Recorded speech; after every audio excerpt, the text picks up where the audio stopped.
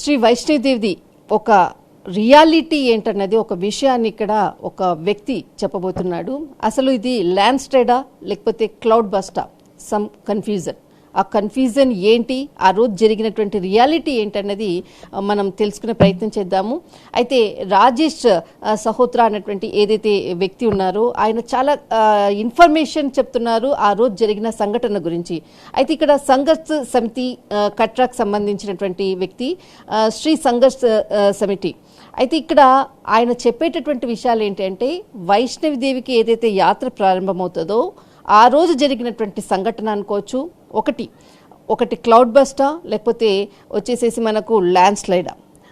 అదే కాకుండా ఇంకొకటి టెంపుల్కి సంబంధించినటువంటి ఏదైతే ఐటమ్స్ ఉన్నాయో అది అక్కడ జరిగినటువంటి ఏదైతే ఇన్సిడెంట్ జరిగిందో దానిపై పడడంతో అంతమంది చనిపోయారు అన్నటువంటి ఒక సెన్సేషనల్ సంబంధించినటువంటి విషయాలను ఆయన చెప్పబోతున్నాడు. సార్ నమస్కార్ సార్. सर जय माता जी, पहली बार ये घटना हुआ था जो वैष्णव देवी का जो पास में, ये क्लाउड बस्ट है नहीं तो लैंडस्लाइड है, मतलब और इसमें दोनों में मतलब बहुत दिनों से आवाज़ आ रही मतलब क्लाउड बस्ट है बोल रही, इसमें आप क्या बताना चाहते हैं सर? इसमें क्लाउड बस्ट है नहीं तो लैंडस्लाइड है? सबसे पहले तो जय माता दी, और मैं जितने भी यहाँ पे माँ वैष्णो देवी के श्रद्धालु जो इस त्रासदी में जिन्होंने अपनी जानें गंवाई हैं, मैं सबको श्रद्धांजलि आपके माध्यम से देना चाहता हूँ, आपके चैनल के माध्यम से देना चाहता हूँ, और उनके परिवार वालों को संवेदना देना चाहता हूँ कि माँ भगवती उनकी ताकत दे, हिम्मत दे, जो इस मुश्किल की घड़ी में भी वो अपने आप को संभालें, और जो घायल हैं उनके लिए प्रार्थना करता हूँ कि वो जल्द से जल्द ठीक होकर अपने घरों को वापस जाए। आपने जो प्रश्न मेरे को अभी पूछा है, इसी सिलसिले में हम कटरा के जो वासी हैं, कटरा हमारी संघर्ष समिति जो है, जो कटरा के लोग हैं, हम इसी पे चर्चा कर रहे हैं। यही डिमांड हम भी कर रहे हैं सरकार से और यहाँ के एलजी प्रशासन से, श्राइन बोर्ड से, यही हम कर रहे हैं कि आप कम से कम इस पिक्चर को क्लियर करो कि क्लाउड बस्ट है, लैंडस्लाइड है, जहाँ उनका कोई डंपिंग स्टेशन है वहां से जो मलबा नीचे आया है।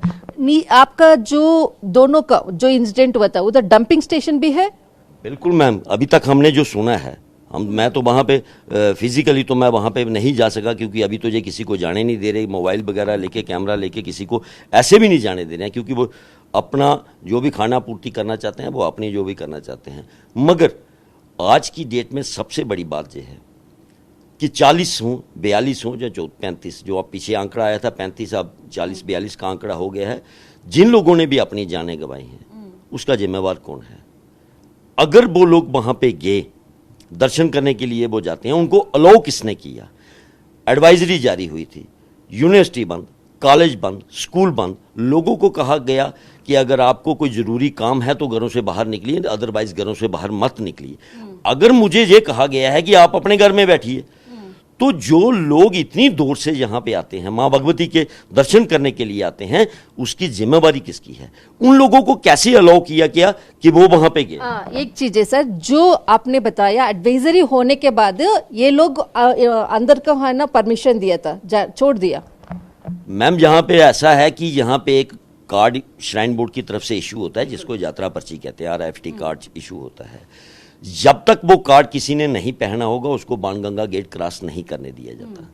अगर वो कार्ड पहना है तो वो वहां पे गया, अगर उसको यात्रा पर्ची मिली है तो वो वहां पे गया, इट मीन्स कि उसको अलाउ किया गया।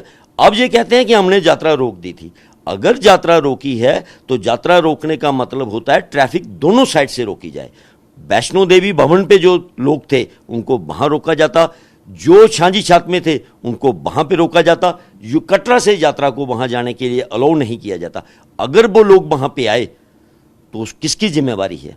अब ये खाना पूर्ति करने के लिए प्राइम मिनिस्टर साहब एक्स पे पोस्ट करते हैं कि लैंडस्लाइड हुआ, एलजी साहब कहते हैं कि क्लाउड बस्ट हुआ, क्योंकि जिम्मेवारी वो चेयरमैन है, श्री माता वैष्णो देवी श्राइन बोर्ड के चेयरमैन है। अब उनकी जिम्मेवारी बनती है, अगर जहां किसी के साथ छोटी सी घटना होती है उसकी जिम्मेवारी श्राइन बोर्ड की है, चेयरमैन की है, CEO यहाँ पे जो बैठे हैं उनकी जिम्मेवारी है, डिप्टी CEO जो यहाँ पे बैठे हैं जो मैनेज करते हैं उनकी जिम्मेवारी बनती है। अपनी जिम्मेवारी खत्म करने के लिए उन्होंने कहा क्लाउड बस्ट। अगर मैम क्लाउड बस्ट हो, आपने देखा होगा मैक्सिमम आपने हिंदुस्तान में बड़ी जगह क्लाउड बर्स्ट हुआ, हिमाचल में हुआ, उत्तराखंड में हुआ, आपने देखा हुआ क्लाउड बर्स्ट जो है वो 4-4 किलोमीटर अपने निशान छोड़ता हुआ जाता है, मलबे को नीचे तक लेके जाता है। तो यहाँ कहाँ है निशान, कहाँ से क्लाउड बर्स्ट हुआ, ऊपर से आया, कहाँ नीचे तक, कहाँ तक गया, ये सिर्फ खाना पूर्ति करने के लिए कर रहे हैं।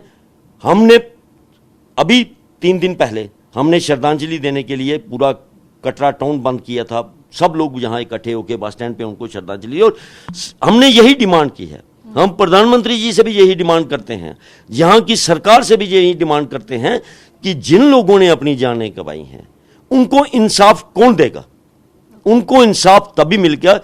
अब एक एक परिवार के अगर 7 मेंबर हैं, एक उनकी दादी बची है, 6 के 6 उनकी फैमिली के बंदे चले गए हैं, तो उनको इंसाफ कब मिलेगा, उनकी हत्या का जिम्मेवार कौन है। ये एक क्रिमिनल ऑफेंस है, ये गलती है, ये ना त्रासदी है ना क्लाउड बर्स्ट है।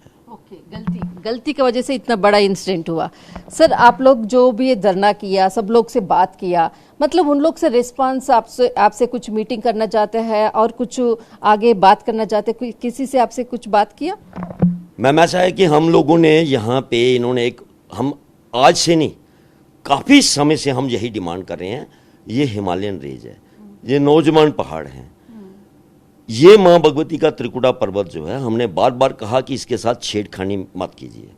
माँ भगवती की आस्था, हमारे सनातन धर्म की आस्था, हमारे हिंदुओं की आस्था के साथ मत खिलवाड़ कीजिए। बैटरी का रोड बना दिया, हम लोगों ने तब भी प्रोटेस्ट किया कि यात्री जो है वो पैदल जब जहां से मां भगवती के दरबार तक जाता है, उसको अगर 3 घंटे लगते हैं तो 3 घंटे में, 1 घंटे में अगर 60 मिनट है तो 3 घंटे में 180 मिनट वो मां भगवती के जयकारे लगाता है, जय माता दी बोलता हुआ जाता है। वो चाहता है मैं वैसा जाऊं।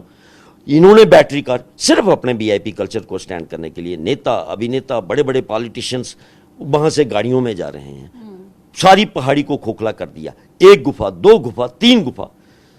कितना गुहा था सर पहले, मतलब पहले 15 साल पहले जो भी पढ़ने से पहले एक ही गुफा थी, प्राचीन गुफा, जिसके नीचे से माँ भगवती का झरना बहता है, गंगा मैया बहती है, वहां से लोग जल का आचमन करते थे, बैठ के झुक के माँ भगवती के दर्शन करने के लिए जाते थे। आज इन्होंने टोटल कमर्शियल कर दिया, हमारे हिंदुओं के जितने भी स्थान हैं इन्होंने टोटल कमर्शियल कर दिया है, सिर्फ अपने पैसा कमाने के लिए। हम लोगों ने कहा कि रोपवे मत लगाओ, इस पहाड़ी को खोखला मत करो। आपने जो बोल रही है ना, इतना मतलब जो भी है पहाड़ों का टूटा, ये सब कुछ करे, ये लोग गवर्नमेंट ने बता रही टूरिज्म को डेवलप करना जाता है, और श्रीनगर में और जम्मू में डेवलपिंग के लिए हम सोच रही है, इसलिए सब कुछ पहाड़ों को छीट छाट करके ये रास्ता ये सब कुछ बना रही। इसके बारे में आप क्या बताना चाहते हैं? मैं आपके चैनल, आपका नेशनल चैनल है, मैं ये पूरे हिंदुस्तान की जनता को ये पूछना चाहता हूँ और आपसे भी ये बात कहना चाहता हूँ। आप दुनिया की डेवलप कंट्री हैं जिनको बोलते हैं, आप उनको देखिए, चाइना को देखिए, जापान को देखिए।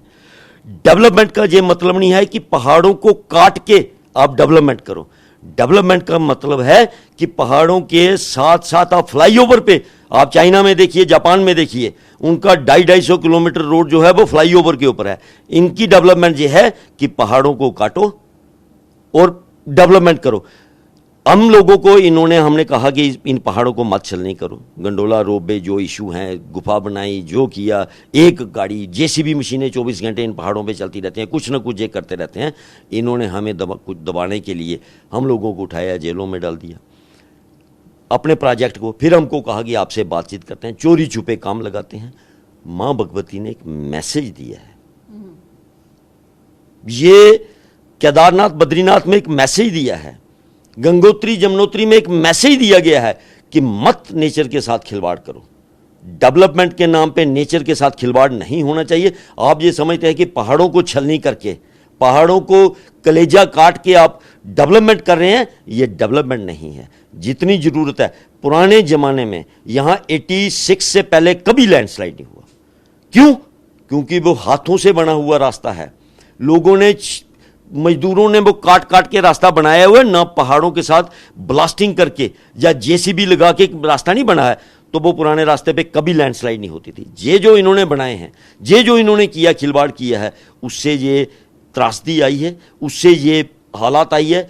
और इतनी बड़ी बारिश उस दिन, आप इमेजिन ही नहीं कर सकते कि आप घर के बाहर तक नहीं जा सकते थे। उस सिचुएशन में अगर इन्होंने यात्रा का अलो किया है, ये एक जुल्म है, क्रिमिनल ऑफेंस है, ये गलती है और उन लोगों को इंसाफ मिलना चाहिए। मिनिमम नॉर्मल सा कंपनसेशन अनाउंस करके आप अपनी जिम्मेदारी से नहीं भाग सकते। जो गया है उसकी जो कमी है वो कोई पूरी नहीं कर सकता। वो आप नॉर्मल कंपनसेशन करके, जिसकी फैमिली के 7 मेंबर से 6 चले गए, आप उसको पैसे दोगे तो वो क्या करेगी बूढ़ी दादी पैसे का, मेरे को बताओ ना। मगर उसको इंसाफ तो मिलना चाहिए, जो कसूरवार हैं उन कसूरवार को सजा मिलनी चाहिए।